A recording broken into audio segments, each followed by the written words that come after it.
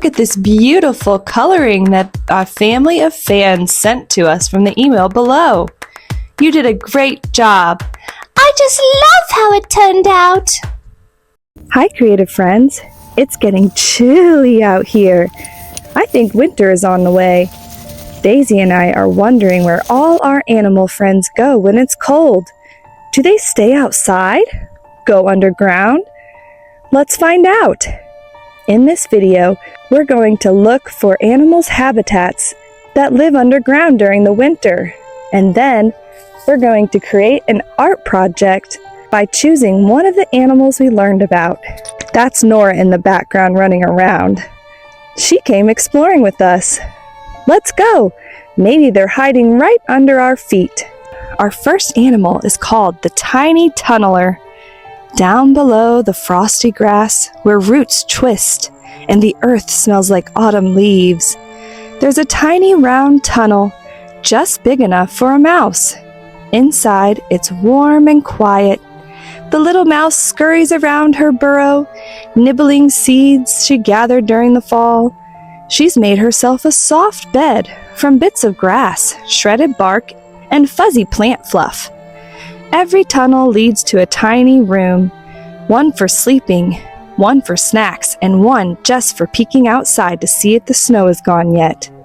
When the wind howls above ground, the mouse doesn't mind at all. She curls up in her nest, her tail wrapped around her like a blanket, and dreams about springtime picnics in the sunshine. So mice stay here for the winter. They just live under the grasslands. There's lots of tall grass around here. I bet you there's a lot of mice hidden in this grass, making their winter nests. Oh, that's lovely. All right, Daisy, what are we going to find next? I don't know. Let's go!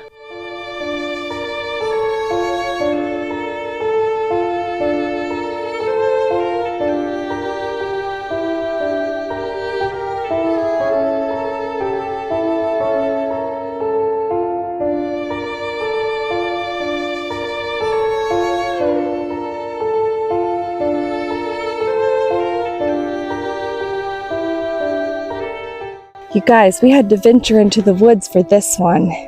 Habitat is called the Cozy Den.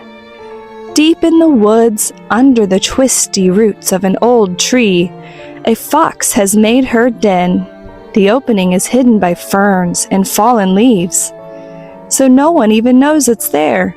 Inside, the tunnel slopes down into a warm, dry cave lined with soft moss. The fox curls up tight, her fluffy tail wrapped around her nose like a scarf. Even though snow falls thick above ground, she's safe in her secret home. Sometimes she steps outside in the early morning to look for food, her paws leaving delicate prints in the snow.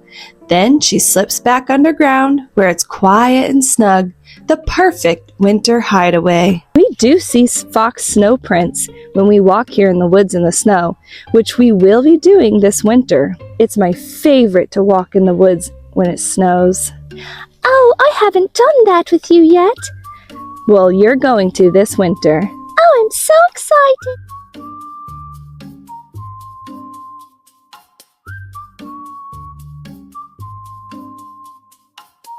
So far, we've seen a mouse and a fox. What other animals live underground? Do you guys have any guesses?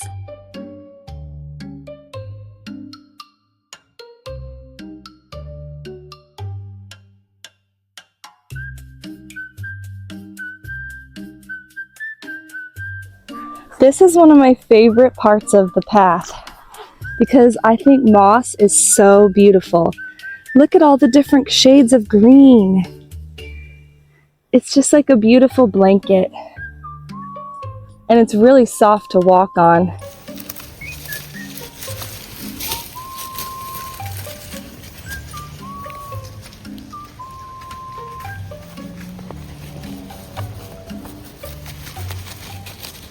Our next habitat is called the Winter Warren. Under a hill near the woods, there's a warren full of tunnels, twisting and turning like a maze. The rabbits built it long ago, digging with their strong paws and making rooms for each bunny. There she is! There's Daisy! Oh, hello! In the winter, the warren becomes a cozy underground village. The walls are packed with dirt to keep out the cold, and every little room is filled with dry grass and soft fur.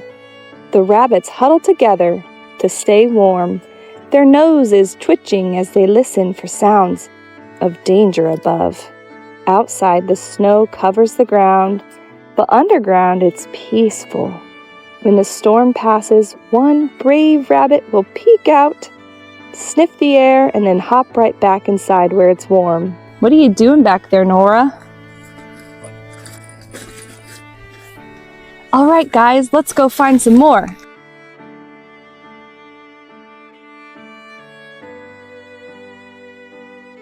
Oh, look!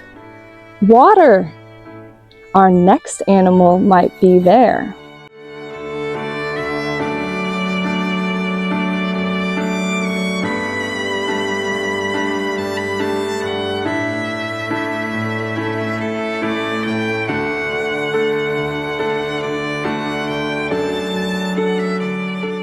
So far, we've seen a mouse, a fox, a rabbit, and the next one lives near water.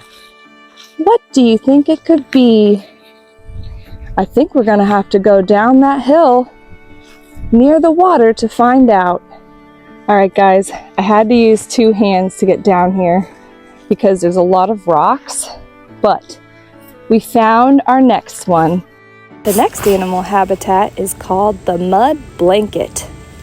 At the bottom of a pond, under icy water and layers of mud, a turtle has tucked herself in for the winter. She's not frozen.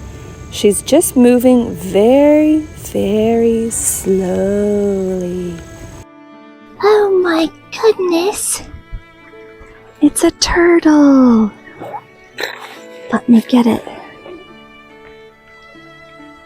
Ugh. Her heart beats softly, her eyes half closed, and she breathes through her skin while she rests. It's amazing. She can sleep underwater for months without coming up for air. All around her, the pond is still and quiet. Fish drift slowly past, leaves sink and settle, and tiny bubbles rise through the water. When the sun warms the pond again in spring, the turtle will wake up, stretch her legs, and swim to the surface for her first big gulp of fresh air. Well, Daisy, what do you think about all this? I didn't know that so many animals were all around us, and we had no idea. It's just something I've never thought about.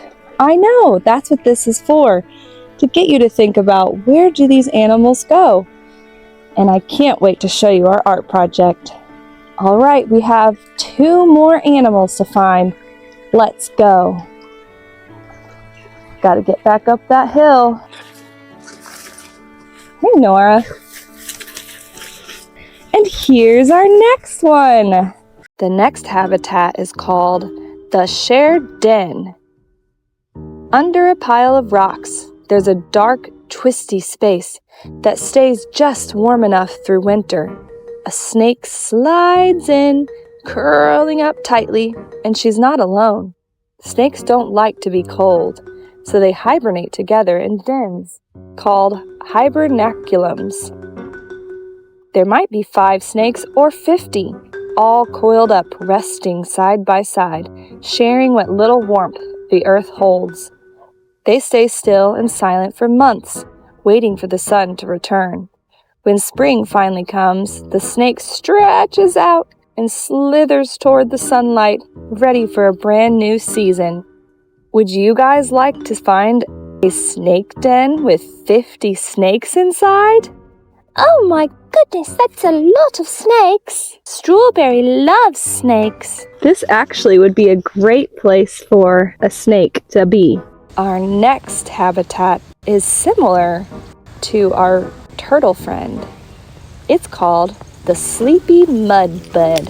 in a damp corner of the forest where the soil stays soft even in winter, a toad has burrowed deep into the earth. Bit by bit, he digged his way down until the cold couldn't reach him. Now, he rests in his snug little mud bed. His heart beats slow. His eyes are closed. He doesn't need to eat or hop or croak. He's in a deep, peaceful sleep called hibernation. All winter long, he'll stay there, dreaming of buzzing insects and cool spring rain. When the first warm days return, he'll wiggle free from the mud, stretch his legs, and hop up to greet the world again. All right, you ready to go? Let's go.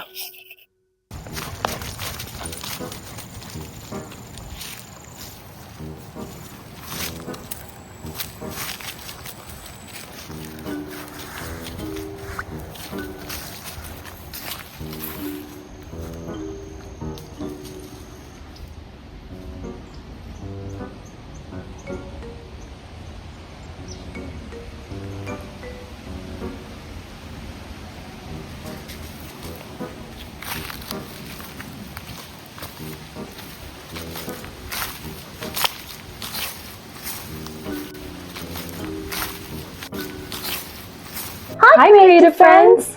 Let's open our magic meadow box to see what we need for today's art projects. It has everything we need. What's in it? What's in it? We have a cup, watercolor paintbrushes, some washi tape. This is just for the outside border. A pencil to draw with. Some watercolor paints. This is my koi watercolor paints. And lastly, large watercolor paper. Wow, that's taller than me! I know, look at that. If you want to do this art project at home, watercolor paper is important to be able to hold up to the watercolors. You don't need to have watercolor paintbrushes, but it does help. All right, Daisy, let's get started. What animal are you gonna do? I haven't quite decided. Have you decided? Yes, I decided I'm gonna do a little mouse house. Oh, then I won't do a mouse, so it'll be a little different. To create your winter home, first you need to start with the skyline. You want to make it very close to the top of the page so that you have plenty of room to create the winter home. Then you just dig whatever shape of hole you want. Don't forget to connect an opening at the top. I am going to make sure that I have lots of grass above ground because that's what we learned today, that mice live under the grasslands.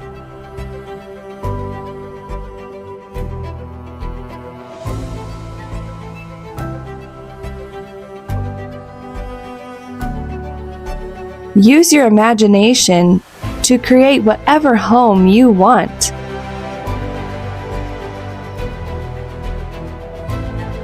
Of course, mice don't use fireplaces or human objects to decorate their homes like we do, but I think it's fun to create your own worlds.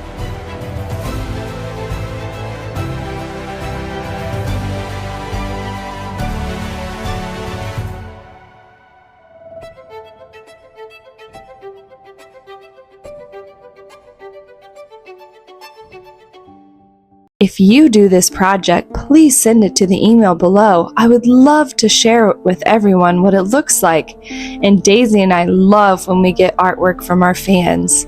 Just relax and watch as I draw and paint and listen to the beautiful music.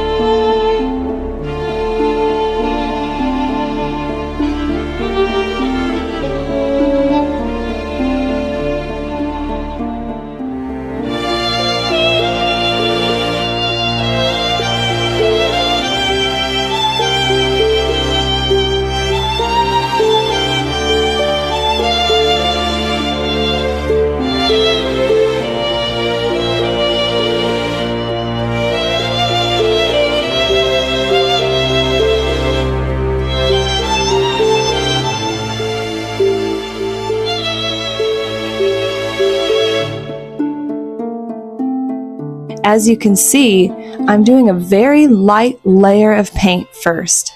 Then you have to wait for that to completely dry before you move on to your next layer. Like what I did, I started with the sky, then moved on to the ground, and while I was working on the ground, the sky was dry. So then I put another layer on the sky. And that's kind of how you do it with watercolor. So you'll see me bouncing all over the place, and that's why. You have to wait for each step to dry. Just watch as it transforms from this to my end result.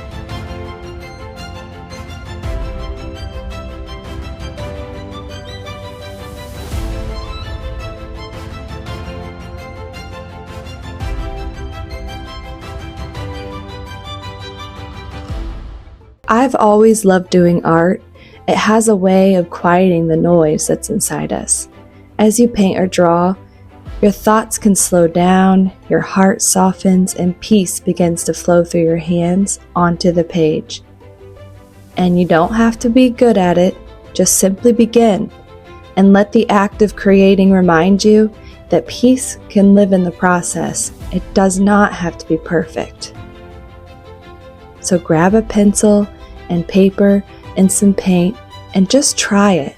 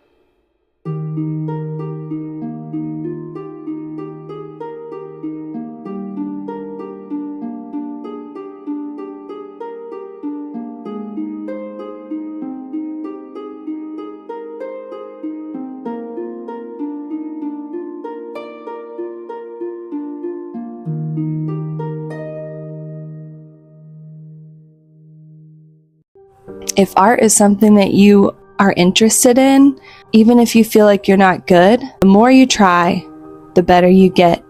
When you're feeling sad, work on some art. If you're feeling angry, also work on some art. A lot of times, people create the most beautiful creations when they're feeling really strong emotions. So just try it.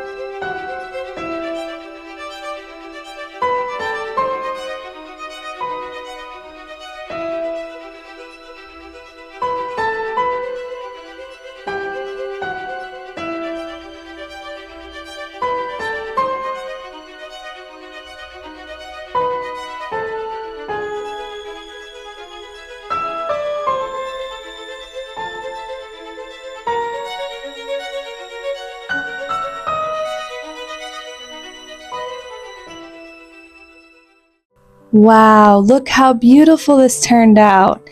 It just looks so cozy and warm. I feel like I can feel the warmth from the page. That fire is just making everything glowy, and the little mouse is about to go out and search for some more food. It's not winter yet, but winter's coming. She has her little brush to keep things clean. It's an old makeup brush that she's using. And she's using her scarf that she made from her thread to keep her warm. And there's her wood for her fireplace, and all her food stored up nice and snug. I love this project. I can't wait to see what Daisy's looks like.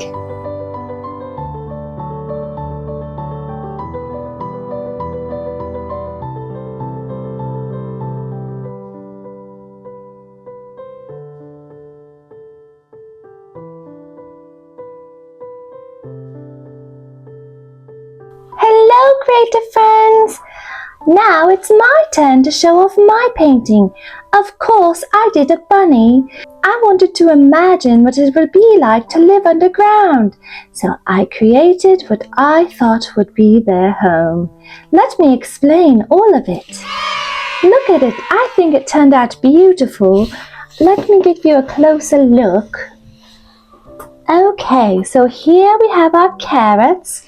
That's where we get all of our food. Down here is where we sleep. We got 3 little bunnies that aren't getting out of bed yet, and that's their decorations. This is the art room. Someone drew a beautiful painting of a carrot and a cabbage. And then down here is the bathroom. They just go in those little holes. And look, the faucet handles are carrots. And then up here is the storage room for all our food. This is just the middle ground area. And one of the bunnies is peeking out. She's seeing what's outside. The trees are changing because winter is coming. Here's the living room. That's the comfy pink couch. And then over here is the kitchen where you can sit and eat your food. I think it turned out beautiful. This is a nice cozy home for all the bunnies to sleep. I think yours turned out beautiful too, Lavender. Well, thank you, Daisy. I thought you were gonna do a bunny. Oh yes, because I've never lived underground. I'm a domesticated bunny. Do you want to tell them what domesticated means? It just means I'm like a pet. You adopted me, so I've never lived in the wild. That's right. Normally bunnies in the wild are brown. Oh yes, but these bunnies change white for the winter. So I made them white because the snow is coming. Oh, that's a great idea. There are bunnies that turn white for the winter. Yes, I know that. I hope you enjoyed our episode and learned something today. If you create a winter home for an animal, please send it to the email down below. We would love to share our fan artwork on our next show, like we did today. I hope to see you next week. Goodbye. Goodbye, everyone. Have a great day. Keep imagining and keep creating. Goodbye.